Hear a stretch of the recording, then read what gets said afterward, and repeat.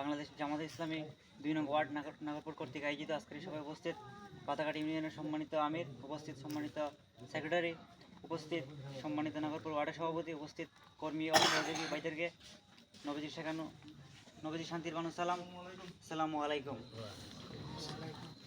প্রিয় ভাইয়েরা, আমরা এখানে এসেছি দুনিয়াবে কোনো স্বার্থ নয়। আমরা বাংলাদেশ জামাতে ইসলামের ডাকে আমরা সাড়া দিয়েছি, সেজন্য আজকে আমরা এখানে এসেছি। বাংলাদেশ জামাতে ইসলামী যা শুধু সংগঠন নয়, যা একটি প্রতিষ্ঠান যেখানে মানুষকে গড়ে তুলে তৈরি করা হয়। বাংলাদেশ জামাত ইসলামী আজ পর্যন্ত কয়েক হাজার মানুষকে গড়ে তুলে তৈরি করছে। বাংলাদেশ জামাত ইসলামী আজ পথ চলার পাত্র হয়ে দাঁড়িয়েছে। আমরা যেহেতু মুসলিম, আমাদের কালিমা জানা, মানা এবং আমল করা সবার জন্য ফরজ। কলিমা হচ্ছে কলিমা থইবা লা ইলাহা ইল্লাল্লাহ, ঠিক আছে? লা ইলাহা ইল্লাল্লাহ আমরা এটা যে মুখে বলা, অন্তরে বিশ্বাস এবং আমল করা। কিন্তু আমরা মুখে বলি, অন্তরে বিশ্বাস করি, কিন্তু আমরা আমল করতে পারি না। লা ইলাহা ইল্লাল্লাহ, আল্লাহ ছাড়া আমরা কোনো আইনদাতা মানি না, আল্লাহ ছাড়া কোনো রিজিকদাতা মানি না, আল্লাহ ছাড়া কোনো ক্ষমাদাতা মানি না, আল্লাহ ছাড়া কোনো আইনদাতা মানি না, কোনো রিজিকদাতা মানি না। মানে আল্লাহ ছাড়া, আল্লাহর যে ৯৯টা গুণ আছে না, আমরা কোনো কিছুই মানি না। কিন্তু আমরা মুখে বলি, অন্তরে বিশ্বাস করি, কিন্তু আমরা আমল করতে পারি না। আমাদের আমল করতে হবে।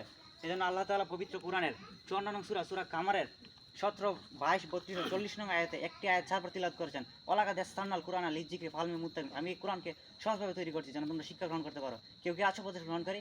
আমরা কোরআনের ভাষা বুঝি না, যার জন্য আমরা কোনো কিছু করতে পারি না, কিংবা কোরআন কীভাবে আমাদেরকে দিক নির্দেশনা দিচ্ছে সেটা আমরা করতে পারি না। যদি আমরা বুঝতাম, তাহলে আল্লাহ তাআলা পবিত্র কোরআন ৬১ নং সূরা, সূরা সফের ৯ নং আয়াতে বলেছেন, হুয়াল্লাযী আরসালা রাসূলাহু, হে রাসূল, আমি তোমাকে দ্বীনি হক দিয়ে পাঠিয়েছি, লিযুহরিহু আলা দ্বীনি কুল্লিহি, যা তোমাকে সমস্ত দ্বীনের উপর আমার এই দ্বীনকে প্রতিষ্ঠিত করতে হবে। ওয়ালা কারিহাল মুশরিকুন, যা হবে মুশরিকদের কাছে অসহনীয়। যেমন এখন যদি আমরা কোনো আইন প্রতিষ্ঠা করতে চাই, আমাদের বিরোধী অনেক দল আছে, তারা বলে মৌলবাদী দেশ হতে দেওয়া যাবে না। অথচ আমরা মানুষকে দ্বীনের পথে ডাকছি, যে আমরা কোরআনের আইন প্রতিষ্ঠা করতে চাই, আমরা আল্লাহর দিকে যেতে চাই, অথচ আমরা এটা পারছি না। এবং আল্লাহ তাআলা ৬১ নং সূরার ১০ নং আয়াতে বলছেন, হে দুনিয়ার মানুষের, আমি কি ঈমান আনয়নকারী, আমি কি তোমাদেরকে একটা ব্যবসা সন্ধান দিতে পারি, যা তোমাদেরকে কিয়ামতের কঠিন আযাব থেকে রক্ষা করবে। এবং ১১ নং আয়াতে আল্লাহ তাআলা বলেন, তার বিনিময়ে তোমরা তোমাদের জান, মাল, অর্থ সম্পদ সব কিছু দিয়ে চেষ্টা এবং জিহাদ করো। এবং ১২ নম্বর আয়াতে বলেন, একফুল্লাকুম যুনুবাকুম, আমি তোমাদের সমস্ত গুনাহ ক্ষমা করে দেবো। অথচ আমরা কোরআনের ভাষা বুঝি না, আমরা কিছু করতে পারি না। যদি আমরা বুঝতাম, তাহলে আমরা কোরআনের আইন প্রতিষ্ঠা করার জন্য চেষ্টা করতাম এবং জিহাদ করতাম। আগেকার সময়ে কোরআন আইন প্রতিষ্ঠা করার জন্য জিহাদ করা লাগতো, কিন্তু বর্তমানে এই জিহাদটা হচ্ছে ভোটের মাধ্যমে আমাদের করতে হবে। যেমন সুনামগঞ্জ ১ আসনে জামাত মনোনীত প্রার্থী মাওলানা তোফায়েল আহমেদ খানকে দাঁড়িপাল্লা মার্কায় আমার আপনার একটা ভোটে, এরকম মানে হাজার মানুষের ভোটে যখন সুনামগঞ্জ ১ আসনে, একটি আসনে জামাত মনোনীত প্রার্থী তোফায়েল আহমেদ খান নির্বাচিত হবে, এরকম বাংলাদেশে যখন ১৫০+ আসনে বাংলাদেশ জামাত ইসলামের প্রার্থী পাশ করবে, তখন বাংলাদেশে কোরআনের আইন প্রতিষ্ঠা হবে। মানে আপনাদের সবার সাপোর্ট করা প্রয়োজন। এই জন্য আল্লাহ তাআলা পবিত্র কোরআনের ৩ নং সূরা আলে ইমরানের ১০৩ নং আয়াতে বলছেন, ওয়াতাসিমু বিহাবিল্লাহি জামিআ ওয়ালা তাফাররাকু, তোমরা কোরআন আইন প্রতিষ্ঠা করো, তোমরা ভালো কাজ করার জন্য তোমরা সংঘবদ্ধ হয়ে মিলেমিশে একসাথে কাজ করো। অথচ আমরা কোরআন ভাষা বুঝি না, যার জন্য আমরা কোনো কিছু করতে পারি না। যদি আমরা করতে পারি, আমাদের কোরআন আইন প্রতিষ্ঠা করলে আমাদের কী লাভ? এই জন্য আল্লাহ তাআলা পবিত্র কোরআনের ২২ নং সূরা, সূরা হজের ৭৮ নং আয়াতে বলেন, ফাতামাস সালাতা ওয়াতাজ যাকাতা ওয়াতাসিমু বিল্লাহি, প্রথমে তোমরা নামাজ কায়েম করবে। যদি জামাত ইসলাম ক্ষমতা যায়, তারপর তারা সর্বপ্রথম নামাজ কায়েম করবে, এবং দ্বিতীয়ত তারা জাকাত প্রদানের ব্যবস্থা করবে না। বাংলাদেশে এত পরিমাণ ধনী লোক আছে, মানে ওই পরিমাণ সবার কাছ থেকে যদি আমরা জাকাতের টাকা নিয়ে সবাই দেওয়া হয় না, তাহলে বাংলাদেশে কোনো গরিব থাকবে না। বাংলাদেশে জানেন কীভাবে জাকাতের টাকা দেওয়া হয়? মনে করেন একজন লোক ১ কোটি টাকার মালিক, মানে তার উপর ২.৫ লক্ষ টাকা জাকাতের টাকা খরচ, কিন্তু সে ওই টাকা দেয় না। ওই টাকাতে কী করে?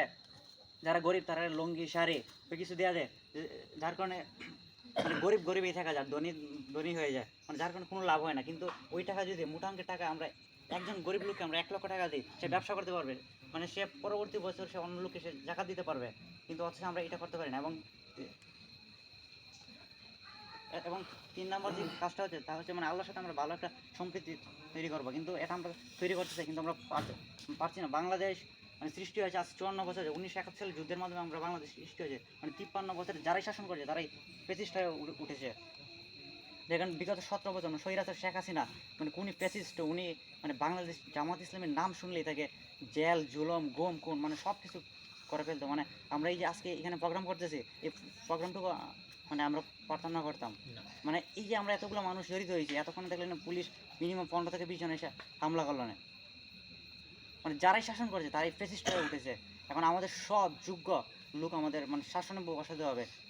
মানে আমাদের ইউনিয়নে এত পরিমাণ টাকা বাজেট আসে আর কি, মানে ওই টাকা যদি পুরো ইউনিয়নে কাজ করা হয় না, মানে মনে করেন ইউনিয়ন আর কোনো কিছু থাকবে না যে কাজ করার মতো, অথচ ওই টাকা মানে যারা আমরা ক্ষমতায় বসাই, যারা আসনে বসাই, তারা সব টাকা মানে আত্মসাৎ করে বসে, অথচ আমরা কিছু বলতে পারি না। আমরা যদি বলি এই তোকে জেলে ঢুকিয়ে দেবো, এ মানে নানান ধরনের তারা আমাদেরকে অপবাদ দিবে। যাই হোক, আমরা যেন দিনই কাজ যথাযথ সঠিকভাবে করতে পারি, আল্লাহর কাছে সাহায্য কামনা করি। আমাদের দায়িত্বশীল বৃন্দ আছেন, তারা কথা বলবেন, সেহেতু আমি আমার বক্তব্য দীর্ঘায়িত করছি না। সবাইকে ধন্যবাদ জানিয়ে আমি আমার কথা এখানেই শেষ করছি। আসসালামু আলাইকুম।